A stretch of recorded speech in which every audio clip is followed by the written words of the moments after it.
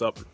It's been absolutely ages since I did an actual video blog thingy. Do I look into this or do I look at this? Yeah, I was doing the man in the van with no plans all summer, and I ended up just kind of not doing them. I don't really know why.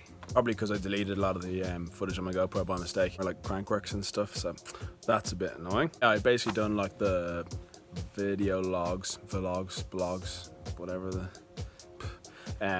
up to July. Basically I was coming into the end of the summer, and unbelievable summer, but really good. The kids camp was kind of quietening down, so this is my kids camp. He's looking for a girlfriend! His favorite animal is the sloth! Big circle! Everybody do it! One more time.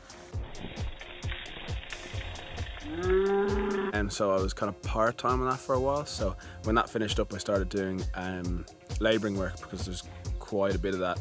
Just you can get it pretty easily in Whistler. Plan to just save up, I don't know, whatever money I could really, and then you know, start looking for winter accommodation. Basically one person started working for, I ended up selling my beloved van to them. That was in like maybe June, July, August, September, October? Nah, September, which was actually probably one of the saddest things I've sold. Obviously I cleared it out first, but this is what it looked like the morning I cleared it out. There she is, last time in the van. It's been picked up later on. I'll just show you what it looks like actually after 4 months of living in it. It's been magical, majestic. Don't usually have my bikes in the front, but they're in here now. Can't really remember why. I was drunk when I put them in. But yeah, here it is. Got some rave remnants. Some nights out. Thank yous. Everything else looks good though. Yeah, a lot of stuff accumulated. Yep. So I sold that to them, and they are basically gonna like, I think they're gonna like lower the bed and stuff and do a few more things and then drive it to Mexico. Hopefully they've made it at this stage. I presume it's thousands of kilometers. As a surf machine, fair play to them. Done my hair like a wave in memory of my van going surfing. Yeah, so after that I moved into DJ's house. DJ, Buckfast display team DJ.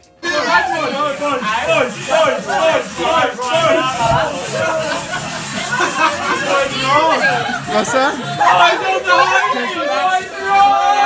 Until himself and Sarah moved back to Ireland. Then I was stuck, so I moved into Sophie's house, Sophie Tyus, in Creekside, with Jared as well. That was a fun few weeks. She was like, thanks for the money, and I was like, Really? You got that? Where is Mum?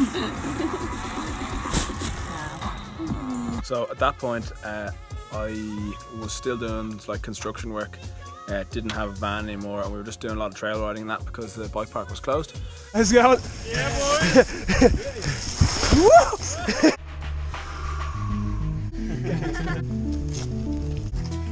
What? Yo. Yes. Woo! Oh God. Just testing out my front tire. So everyone was looking then for winter housing because that's really hard to get in Whistler, and that was my plan until then I noticed, or I was told, that flights were on sale. So I decided to book flights to leave Whistler for winter. Summer of 2017, moving over there from the start, like from Vancouver and that, with like not knowing anyone, having not much money with me.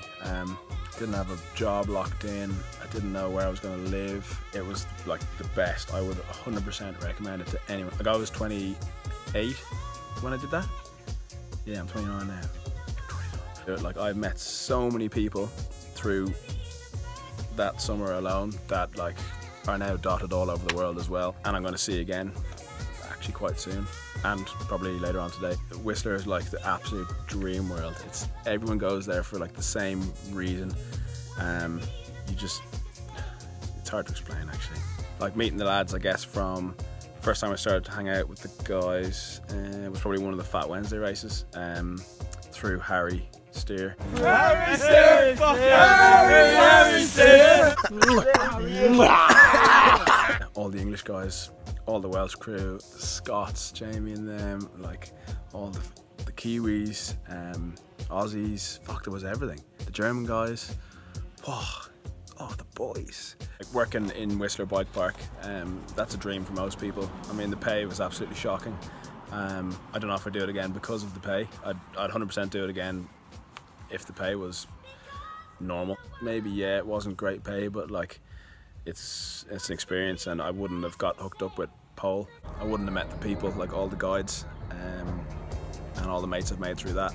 So, you know, all in all, I'm glad I did it, and it was a good experience. Whistler folk, seeing Garths. I did actually post like my whole summer compilation, like bike riding and partying and general messing video. Don't watch it if you're under 18 or if you're easily offended. The link is like, I'll stick it in the description section. So that leads me on to where I am now. I am in New Zealand. It's fucking sick. Birds, boats, mountains, bikes, chicken pies.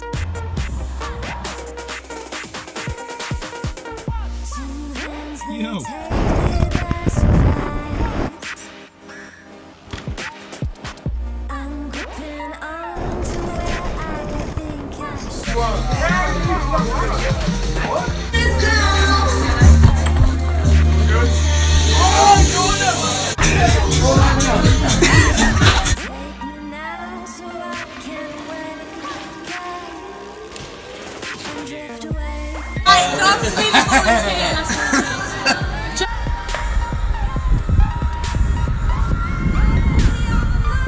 Oh, for fuck's sake!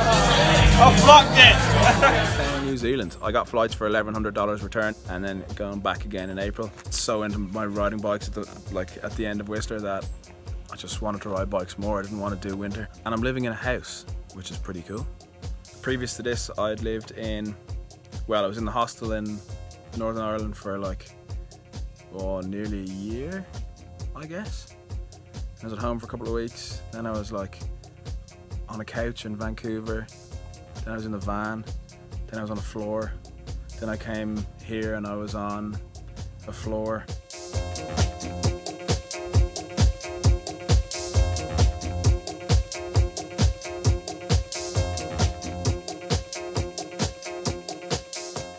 So yeah, basically I got into Queenstown, I think it was Halloween actually, and I stayed with basically a couple of lads who I met in Whistler, so Kurt and Runga and a guy I hadn't met actually, Linsky. I stayed there for a while, started doing some labouring work, which was pretty handy. I put it up just on Facebook asking if anyone had any work going in the Queenstown trading thing, and I got work that was like 900 and something cash a week. Oh yeah!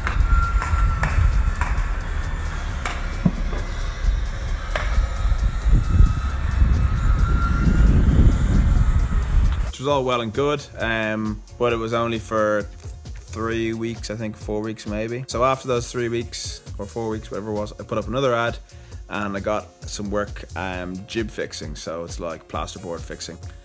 That was grand for a few weeks. I had a company car and stuff. I did that coming up to Christmas, but then like 2 days before the end of the week when we broke up for Christmas, the dude said, "Oh, sorry, I've got no more work for you and I can't pay you next week." So since then I've actually not been able to lock in a job yet, which is pretty annoying. I've been to the recruitment agencies and different people and stuff's fallen through and that, so I'm like out of money now, so it's been stressing me out. Rent and stuff is pretty, like you'd be looking and paying, well, you're paying 200 plus a week plus bills. So yeah, you need to have a bit of money for Queenstown when you're not living in a van. But yeah, it's part and parcel of just winging it, which is what I'm doing, and I've been doing for 29 years. But apart from that, it's been absolutely unreal for the last 3 months. I've got a load of video clips just on my phone, so it'll be a quick run through on what Queenstown is like. It's a bigger town than Whistler. There's more going on, like in terms of actually like variety of things, I guess.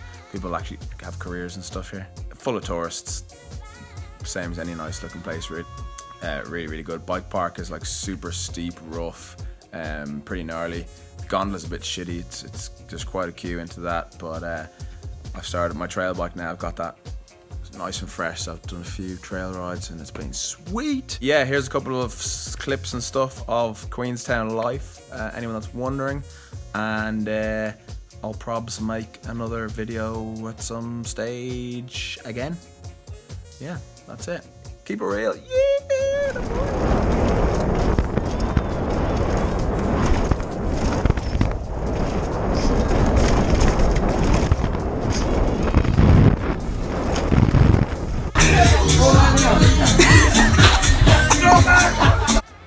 Yeah, boy! Fuck yeah!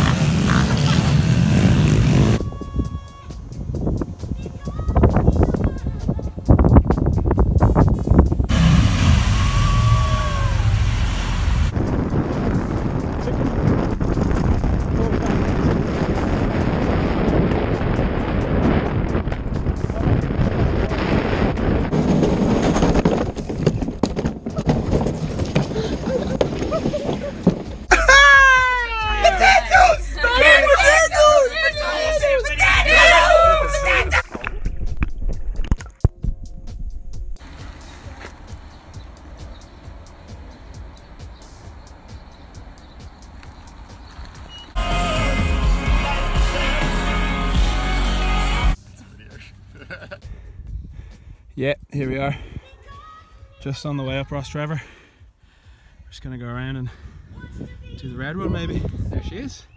There's Carlingford. Ross Trevor. Sure, it's the exact frickin' same. Jesus! Cheese and rice.